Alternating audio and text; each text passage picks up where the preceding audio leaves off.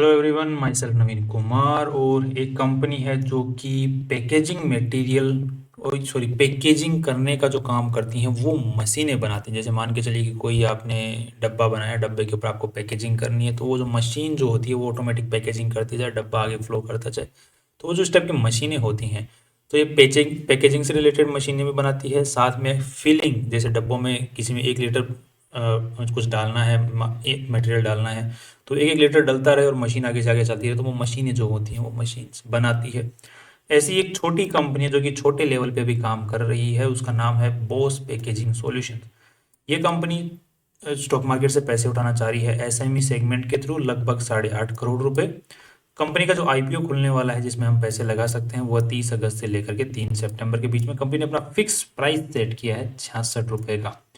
तो इस वीडियो के थ्रू हम लोग कंपनी के पॉजिटिव्स एंड नेगेटिव्स के बारे में समझने की कोशिश करने वाले हैं।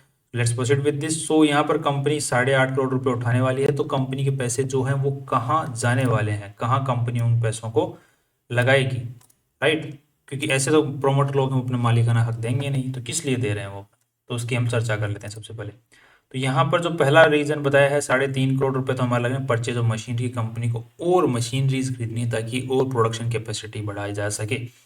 अब यहाँ पे फंडिंग और वर्किंग कैपिटल रिक्वायरमेंट की, कंपनी को इस साल खर्चा भी ज़्यादा है, उसके लिए भी पैसों की ज़रूरत है।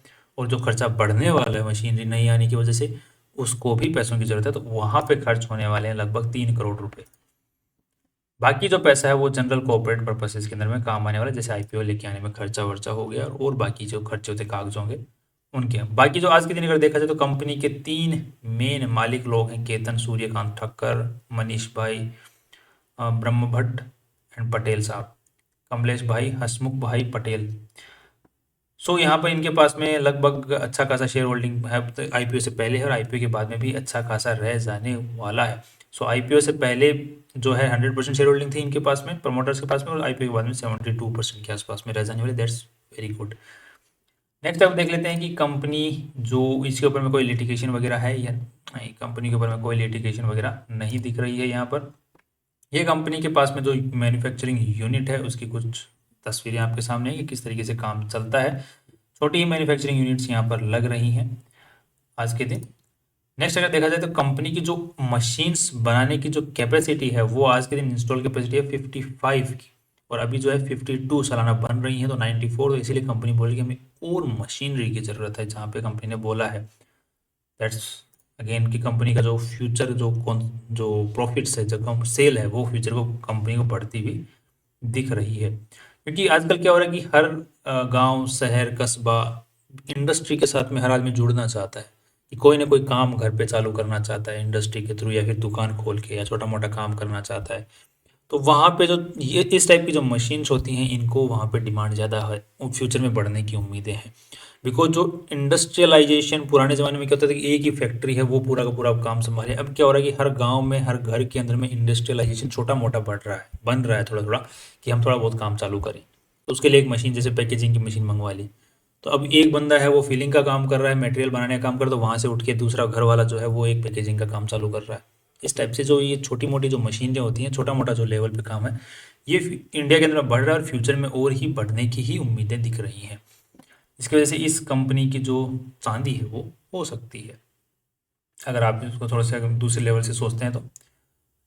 नेक्स्ट अगर देख लेते हैं कंपनी के जो आज के दिन प्रॉपर जो फैक्ट्रीज वगैरह काम में ले रही है, जो रजिस्टर्ड ऑफिस है कंपनी का, वो सारी की सारी जो प्रोमाइसेज हैं वो रेंट पे हैं, कंपनी द्वारा ओन नहीं है। कंपनी का जो लोगो है BPSL, वो अभी तक रजिस्टर्ड नहीं है। हाँ, अभी रजिस्ट्रेशन की तरफ में गया हुआ है, लगा रखा है, बट अभी हुआ नहीं है। 64 के आसपास में कंपनी के एम्प्लॉयज़ जो मेनली प्रोडक्शन में ही काम करते हैं। डिज़ाइनिंग के अंदर में जो मशीन्स किस तरीके से बनेगी, डिज़ाइन किया जाएगा, उसमें भी 3 जने काम कर रहे हैं। बाकी सेलिंग में काम कर रहे हैं, बाकी अकाउंट्स डायरेक्टर्स, KMPs सब कुछ मिला के 64 लोग हैं यहाँ पर। नेक्स्ट अगर कंपनी की बैलेंस शीट भी एक बार चेक कर लेते हैं, तो बैलेंस शीट के अंदर में यहाँ पर 7.5 करोड़ की बैलेंस शीट है, जो कि पिछले साल तक 5.5 की थी, तो 2 करोड़ रुपए के आसपास में बढ़ गया है, 2.25 करोड़ के आसपास में। अब ये पैसा जो है एक्चुअली लगा हुआ कहाँ है, ये मेनली इन्वेंट्री में लगा हुआ है, कि कंपनी के पास में रॉ मटेरियल पड़ा हुआ है, माल पड़ा हुआ है। Raw material, mainly raw material ध्यान रखना, फिनिश्ड प्रोडक्ट नहीं है। नेक्स्ट अगर देखा जाए तो कंपनी के ट्रेड रिसीवेबल्स में भी 2.5 करोड़ रुपए के आसपास में पड़े हुए हैं, और बाकी जो पैसे आए हुए कहाँ से आएंगे, तो मेनली जो कंपनी में पैसा लगा हुआ है वो इन्वेस्टर्स का ही पैसा लगा हुआ है। 3 करोड़ यहाँ पे और 1.5 करोड़ यहाँ पे, तो लगभग 4.5 करोड़ रुपए के आसपास में कंपनी में पैसा लगा हुआ है, दैट इज ऑफ इन्वेस्टर्स खुद का। बाकी जितना भी पैसा कंपनी में लगा हुआ है ये 4.5 करोड़ के अलावा वो सारा उधारी का है, मतलब उसको चुकाना है वापस, राइट। सो यहाँ तक तो कोई दिक्कत यहाँ अपने को नज़र आती नहीं है। नेक्स्ट अगर देख लेते हैं रेवेन्यू, कंपनी का जो रेवेन्यू है वो ठीक ठाक तरीके से बढ़ रहा है, अच्छे खासे तरीके से। नेक्स्ट कंपनी का जो नेट प्रॉफिट है वो भी ठीक ठाक तरीके से बढ़ रहा है,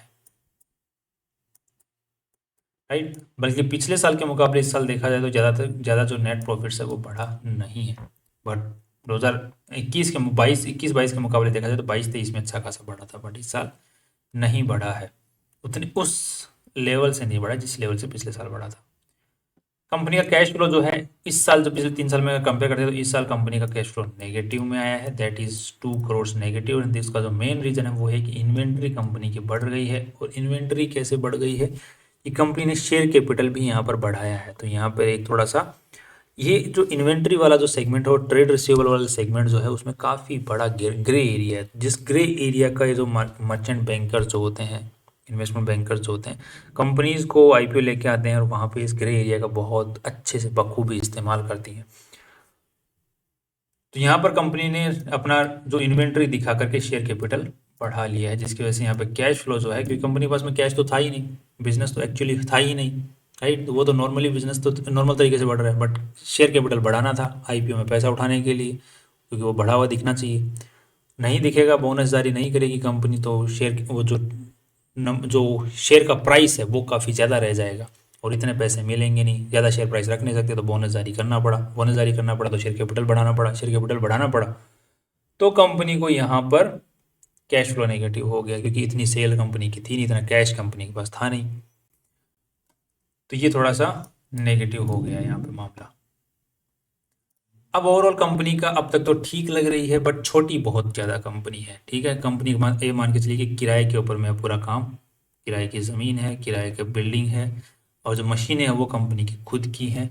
इसके अलावा कंपनी के ऊपर में जो हम पैसा लगा रहे हैं वो सिर्फ रेवेन्यू को देख के लगा सकते हैं, और रेवेन्यू जो है वो अभी कंपनी आज के दिन 1 करोड़ रुपया कमा रही है 30 करोड़ की वैल्यू लगा के, दैट मीन्स 30 का पी रेशियो कंपनी का निकल के आ रहा है।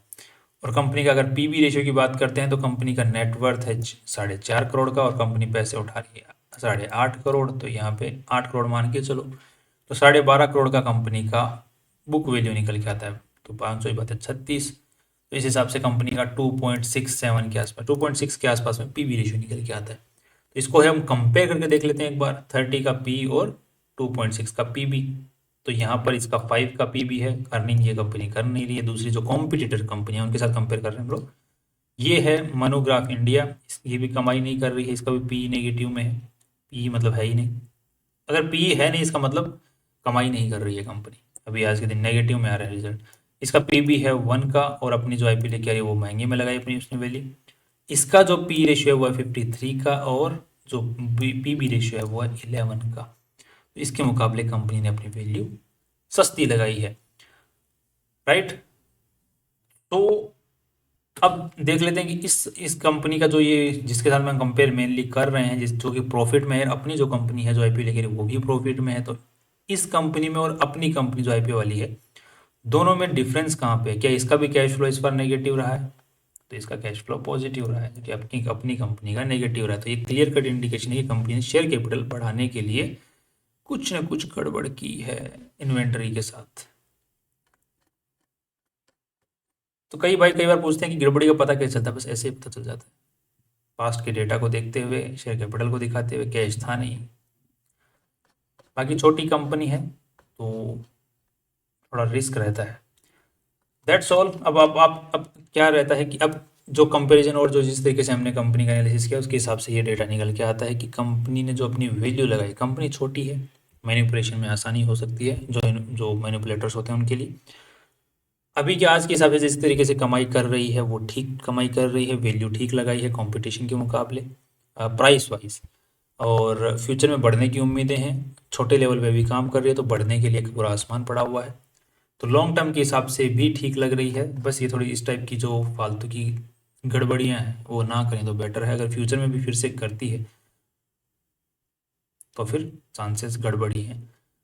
प्रमोटर लोग हैं, उनके पास में अच्छी खासी शेयर होल्डिंग है, इसका मतलब कंपनी में अगर कुछ डूबती है तो सबसे ज़्यादा पैसा उन्हीं का डूबेगा। बट उनका क्या डूबेगा, उनको तो थोड़ा पैसा लगा के इतना 30 करोड़ की वैल्यू कंपनी की बन चुकी है, 2-3 करोड़ रुपए लगा के क्या ही डूबने को है। That's all. कल फिर मिलते हैं नए इंपॉर्टेंट वीडियो के साथ में। बाकी अगर आपको आईपीओ के लिए रिगार्डिंग ये कंपनी कितना बेनिफिट दे सकती है तो शॉर्ट टर्म के हिसाब से थोड़ी बहुत मुझे ऊपर जाने की उम्मीद है इसकी। बाकी लॉन्ग टर्म के हिसाब से अभी मेरे को और रिजल्ट देखने की उम्मीद है कि कंपनी फ्यूचर में किस तरीके से परफॉर्म करती है ऑन ग्राउंड। तो यहाँ पे अगर जीएमपी आपको मोर देन 50% देखने को मिलता है तो शॉर्ट टर्म के हिसाब से आप लोग अप्लाई कर सकते हैं आईपीओ में। That's all. बाकी आप कोई भी डिसीजन लें अपने फाइनेंशियल एडवाइजर से पूछ के लें। That's all. कल फिर मिलते हैं इंपॉर्टेंट वीडियो के साथ में। सी यू टुमारो।